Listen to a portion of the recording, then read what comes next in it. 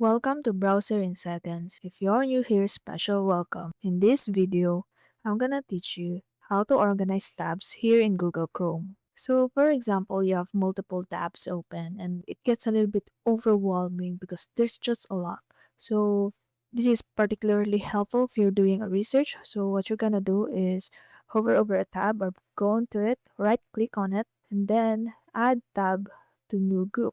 So here you can put this like for example shopping. And then you can for another tab, you can click on that one and hover over beside that category. So once you see this I like line over here that it encompasses that tab, it means that it is already on this tab group. So once you click this one, it will toggle it so that you will have a cleaner view of your tabs, and then you can right click on it, close this group or ungroup it, and change the color if you want. And there you have it. That is how you do tab groups in Google Chrome. Thank you and see you in the next video.